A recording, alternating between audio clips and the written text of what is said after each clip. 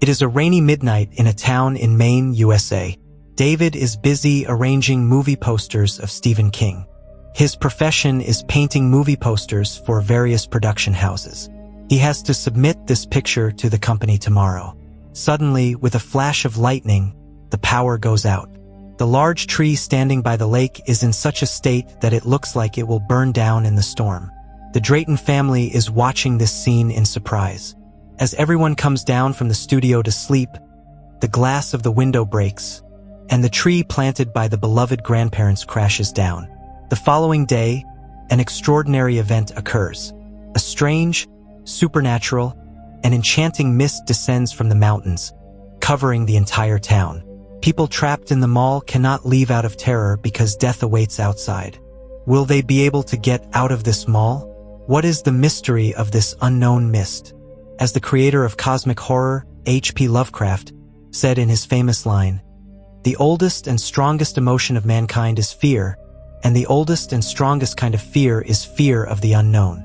So, I was talking about the movie The Mist, based on Stephen King's novella. Last night's incident ruined the new poster. As David went to throw it away in annoyance, his anger reached its peak upon seeing the situation outside. Their neighbor Brent Norton's tree had fallen onto the David's boathouse, wrecking it. David had told him many times before to cut that tree, but he hadn't paid any attention. So today, David will not leave without collecting the compensation money. His gaze was caught by the strange mist or fog clinging to the mountainside near the lake. Usually, such thick fog is not seen. Moreover, it was descending from the mountain and gradually moving toward the shore. David was getting late for work. He needed to go to town with Billy to buy some necessary things. So, telling him to get ready, David went to have a talk with Norton. But seeing his condition, David hesitated to say anything.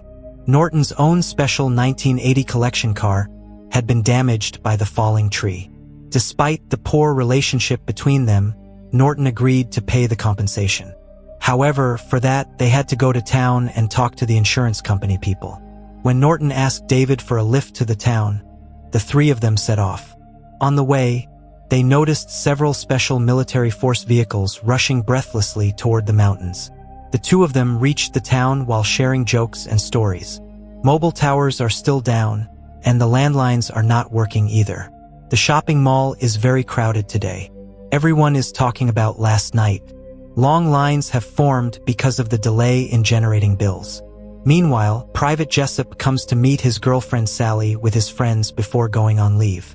Suddenly, Jessup's head MP arrives and secretly informs them that their leave has been canceled. The reason, however, was not known. Fire trucks, police, and army vehicles are seen heading toward the mountains with emergency sirens blaring. No one understood what was going on. Suddenly, a high alert was issued throughout the town, and the sirens blared. Just then, Dan Miller was seen running breathlessly toward the mall, covered in blood. Entering the mall, he screamed that something in the mist had taken his friend John. As he urgently asked to close the mall doors, the level of tension rose among everyone. And just then, everyone's eyes widened. A terrifying supernatural mist, swallowing the entire town, was rushing toward them. The townspeople were busy running like mad to save their lives. One of them tried to leave the mall and flee in a car but got lost in the mist. Suddenly, his horrific scream was heard. Jim locked the mall doors in fear. Everyone had different opinions. Some said it was a pollution cloud from the town of Hampstead, while others thought it was a chemical explosion. Amidst the silent and still atmosphere, various questions began to take root in everyone's minds. Suddenly, an earthquake shook everything. Amidst the desperate screams, things began to break one after another. After things went on like this for a while and everything calmed down, everyone got busy managing the situation. The mall owner, Bud Brown, said no one should leave the mall until news arrived. Hearing this, several people became restless. But it was impossible for Melissa to stay there. She had 2 children at home. Her eldest daughter is only 8 and cannot manage her younger brother alone. Everyone forbade her from going out, but it is never possible for a mother to stay back like this. Melissa begged everyone in the mall for help to get home, but seeing the situation outside, No one came forward to help. David couldn't do anything either because Billy was with him. Melissa was shocked that no one came to help her. It seemed as if faith in humanity vanished in a moment. Norton could not even meet her eyes. It was understood that time and circumstances reveal the true nature of people. Before leaving, Melissa cursed them all, saying they should die in hellish agony. Then, she slowly disappeared into the mist. Some time passed like this. Everyone was making up their own stories. People who didn't know each other began to increase their interaction. Amidst everyone, a woman named Mrs. Carmody took the opportunity to use her extreme religious mindset to spread her views. The school head teacher, Irene, introduced David to the new school teacher, Amanda. Ollie and Sally were busy looking after Billy and discussing the situation. Meanwhile, Billy is scared that a storm has come. So, David left Billy with Hattie and went to the storage room to get blankets. There, he noticed the broken generator whose outer line was somehow blocked. As David tried to fix it, he felt a presence on the other side of the shutter. Suddenly, the shutter began to shake violently. It was clear that someone was putting immense pressure on the shutter. Terrified, David came out and informed Ollie, Jim, and 2 employees, but they didn't believe him and went inside. However, to fix the generator, someone had to go outside. Norm decided he would go. Ollie and David tried to explain that going outside in this condition wasn't safe, but they took it as an ego issue. As Norm raised the shutter to go out, nothing could be seen in the thick fog. Everyone stared in that direction. And just then, a terrifying tentacle tried to pull Norm away. However, it was clear that it wasn't just one, but multiple massive tentacles. As the tentacles gradually pushed inside, the others stood paralyzed with fear. David and Ollie tried hard to save Norm, but the strange things attached to the tentacles were mutilating his body. Although Ollie managed to close the shutter, the tentacles took Norm away. During this incident, David used an axe to cut off a portion of a tentacle. David gave Jim a proper lesson because Norm lost his life due to Jim's ego. They decided not to tell anyone in the mall for now, as spreading fear would make the situation uncontrollable. However, it was clear from here that this was no ordinary mist. But they had to do something to make everyone understand the gravity of the horror, because to the unknown creatures outside, iron objects were like toys, and the front area of the mall was entirely glass. David first called Norton and told him everything, but he didn't believe a single word. Instead, he got angry. He thought David was trying to humiliate him in front of everyone to get insurance money.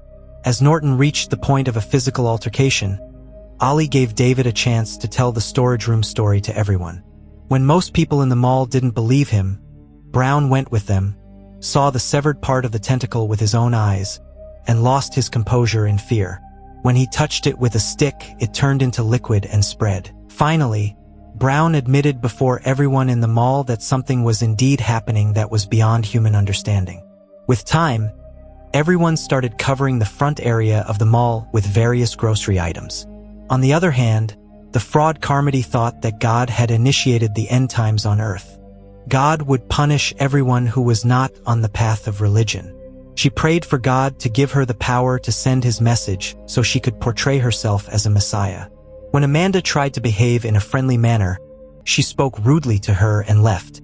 Meanwhile, Norton was telling everyone not to believe David's words. He is a man of practical thinking. Carmody opposed this, saying no power works before God, and now it is only a matter of time. But this fraud doesn't know that leaving everything to time doesn't work, because time doesn't fix everything. Rather, the results of time depend on the decisions a person makes. According to Carmody, there is no need to do anything for self-defense because God is testing everyone. Only those who believe in him will survive. Even if sinners die or if God takes them as a sacrifice, this rule must be followed. Just as Abraham sacrificed his own son to express his love for God. When many mocked these words, she said that tonight, when they receive the punishment for their sins, everyone will come to Mother Carmody for guidance. Hearing these nonsensical words, Amanda slapped her hard. In this way, people of different ideologies within the mall formed their own groups to handle the situation. For self-defense, Amanda had a licensed handgun, which Ollie took responsibility for, being a state champion marksman. In the meantime, Norton wanted to go outside with some people for a rescue mission because he didn't believe in the Bible or anything supernatural. Seeing that explaining wouldn't work, David agreed to let Norton go on one condition. One of them would go out with a 300-foot rope tied around their waist. This way, if any problem occurred, they could quickly return or be helped. Consenting to this proposal, a few people agreed to go with Norton. One of them intended to retrieve a shotgun kept in a car. Accordingly, tied with the rope, they disappeared into the outside mist. David and the others held one end of the rope inside. Initially, everything was fine, but suddenly, a terrifying tug hit the rope, which even 4 people couldn't hold. Eventually, with a piercing scream, the rope went slack. When they pulled it back, they saw the entire rope covered in clotted blood, and the 2 halves of the man's body lying at the end. Seeing this scene, everyone became agitated with fear, but Carmody used this opportunity to continue her brainwashing. Toward the evening, everyone set up battery-powered lights in some parts of the mall because the generator was broken. Evading everyone's notice, Private Jessup met Sally. That morning, they hadn't imagined their lives would change like this within a few hours. It was dark outside, and seeing the lights burning inside, strange insects began to land on the glass of the mall's front area. They were quite large. They watched these insects in wonder. When David tried to see outside with a torch, he was stunned by the terrifying sight. When some bizarre creatures arrived to eat these insects, everyone panicked. As the creatures landed on the glass to catch the insects, the pressure increased and the glass began to crack. David wisely told everyone to turn off the lights, but it was too late. A massive moth-like creature broke the glass and entered the mall, triggering chaos. These insects were so poisonous that as soon as one bit Sally, her face swelled horribly, and she died instantly. Amanda somehow managed to burn a creature to death. Joe tried to use the same method to light a fire, but a fuel drum tipped over, causing a fire to break out on him and parts of the mall. Meanwhile, a creature went to attack Billy, and Ollie killed it with a perfect shot. Notably, when one of these insects landed on Carmody, she remained calm, and the insect flew away without doing anything. This meant these insects were attracted to people's movements. By the time the situation was under control and everyone was busy covering the broken glass, Carmody took full advantage. She managed to make some people believe she was God's messenger, the Messiah. More time passed. Someone inside the mist had dragged away the remaining parts of the dead bodies lying outside the mall. Billy was calling for his mother in his sleep. Amanda calmed him by stroking his head. Her own life relationships hadn't lasted. She had a dream of raising a child with love, but that dream remained unfulfilled. Joe's condition was not good. Many parts of his body were burnt. He was writhing in pain. There was no way to take him to a hospital. Unable to bear the agony, he begged David for death. But David couldn't perform such an inhumane act. To keep him stable, they needed antibiotics and painkillers immediately. But how would they get to the pharmacy? It was also true that at some point, someone would have to be brave enough to go out. But amidst all the events, Hattie lost her life due to a heart problem because she couldn't get medicine. Wrapping her in a sheet and placing her in the storage room, David decided that at dawn, they would first collect necessary medicines from the nearby pharmacy. Otherwise, Joe would die like Hattie, and after getting the medicine, they would head south for help. Amanda said this plan was extremely risky. Before leaving, David told Amanda that if he didn't return, she should take the responsibility of taking Billy to his mother. And from now on, this car belonged to Amanda. Her heart was heavy, with tears in her eyes and a breast full of failure. Everyone in the mall started an uproar upon hearing about their plan to go out, especially Carmody. Going outside would be a violation of God's word, and for that, others would supposedly be punished. Many supported this because, after last night's events, many had started considering her a messiah. Carmody wanted everyone to listen to her. At one point, Irene got annoyed and threw a can at her head, saying if she spoke one more word, she would crack her skull. Subsequently, Jim, Irene, and Private Jessup joined David and the others. They set off very cautiously toward the pharmacy.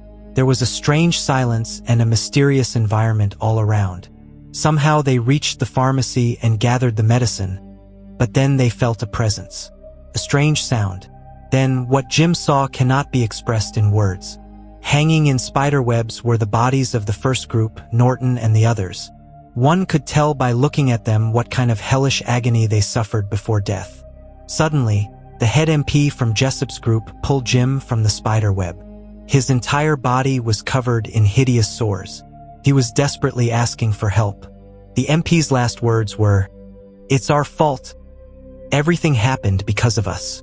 Countless small spiders began to burst out of his face and body. Jim got caught by a monstrous spider while trying to flee. Their webs contained acid that could even melt iron. As Ollie killed it, countless more spiders came out. As parts of the venomous web fell on Joe's brother Bobby's leg, it began to melt instantly. Amidst all this, numerous spiders emerged, piercing through the MP's entire body, which fell apart in pieces. Everyone fled from this horrific situation, but Mike was killed. As they were leaving, a massive spider blocked their way, but Miller killed it to help the others escape. However, Bobby lost his life in the process. Everyone somehow returned to the mall from the brink of death. While there was joy in their return, there was also the pain of losing the others. After this incident, the situation became even more terrifying. Carmody had established her dominance. Her followers had increased, and to David's surprise, Jim had sought refuge with Carmody. Those who still believed in themselves were labeled as infidels by Carmody. Meanwhile, no one seemed to care that Joe had died. After the deaths of Bobby and Mike, David lost the courage to leave the mall. He couldn't knowingly push anyone toward death. But waiting for death without trying made no sense. So, he decided to talk to Private Jessup's group because the MP had said something before dying. However, another shock awaited here. Jessup's two friends had committed suicide in the loading dock. Jessup became terrified by this event. Meanwhile, Jim saw David and the others heading that way, caught Jessup, and brought him before everyone. And here, the real mystery was revealed. Actually, the military group was working on a secret alien project called Arrowhead on the mountain. According to scientists, there is another world or dimension beyond Earth. So, the scientists had created a portal to visit or observe that other world. Because they couldn't close it for some reason, creatures from the other world had come to Earth. Scientist Donald was in charge of this project, but unable to close the portal, he had committed suicide. He had told Jessup these things before his death. Apart from this, Jessup had no fault. However, rising above all this, Carmody said that humans going to the moon and inventing weapons and nuclear projects were the works of infidels. For this reason, God's wrath had fallen upon them, and so there must be a proper punishment. Jessup begged for his life with folded hands. David and the others tried hard to save him, but since the mob was larger, they couldn't win. Someone stabbed Jessup in the stomach, and following Carmody's order, everyone grabbed him and threw him out of the mall. Jessup made one last plea to be let back in, but he didn't get that chance. That strange creature killed him. This event is a living proof of how humans turn into hellish vermin in a moment to fulfill their own interests when in danger. While sleeping, Billy tells David, "Daddy, don't leave me among these monsters. Promise me." David hugs him, promising to protect him. He doesn't know what will happen next, but he will protect him with all his might. At dawn, David and the others, following the plan, tried to leave the mall cautiously with some grocery items. The others were sleeping then, so there shouldn't have been a problem. But Carmody blocked the way. She is now the messiah of this mall. Without her order, no one could even take food, let alone move a step. She wouldn't let David and the others go out because it was an act against God. She is God's messenger, and her word is final. When the others began to oppose her, Carmody gave the order. Today, the infidel Billy must be sacrificed before God. As everyone came to grab him, Ollie killed Carmody with a perfect shot before the situation got out of hand. With Carmody dead, David, Billy, Myron, Brown, Miller, Ollie, Amanda, and Irene broke through the shackles of bizarre superstition and left the mall.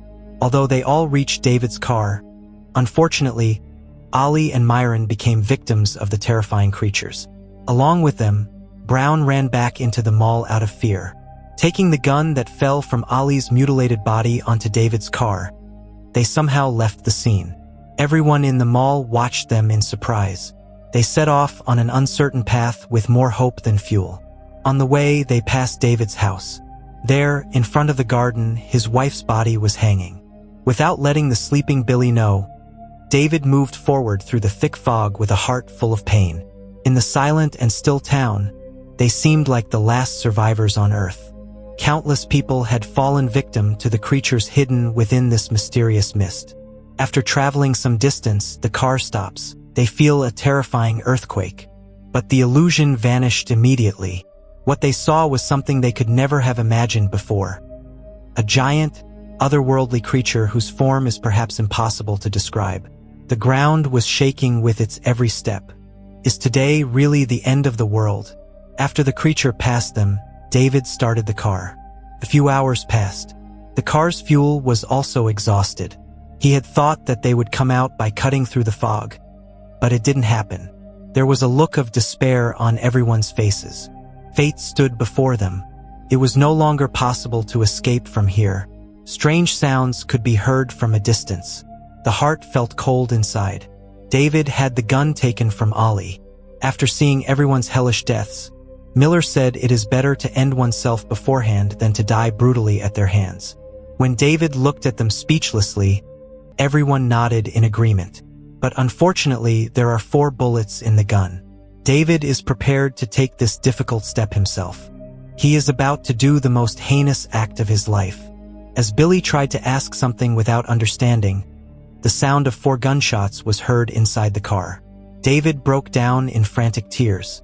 This pain was unbearable. He had killed 3 loved ones and his own child with his own hands. Desperate and horrified, David got out of the car and screamed for the creatures, preparing for death. It is not possible for any human to live with such a heavy burden of sin. Now only death is awaited. But the cruel reality of life was not over yet.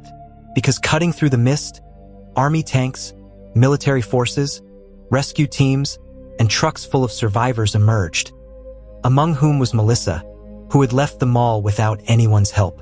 David couldn't meet her eyes. He remembered the curse she gave before leaving the mall. The army had closed the Arrowhead Project portal and sent all the creatures back to the other world. David thinks that if he had stepped out of the car and walked just a little further with the hope of living, everyone would be alive today. All that was needed was one last try before giving up. And this is called the power of hope, which they had lost. As I said before, time doesn't fix everything. Rather, the decisions and actions taken by humans in the flow of time determine the circumstances of future life. So here ends the movie The Mist. If you liked it, please leave a like and a comment. And subscribe and turn on the notification bell to all. So, that's it for today. Bye.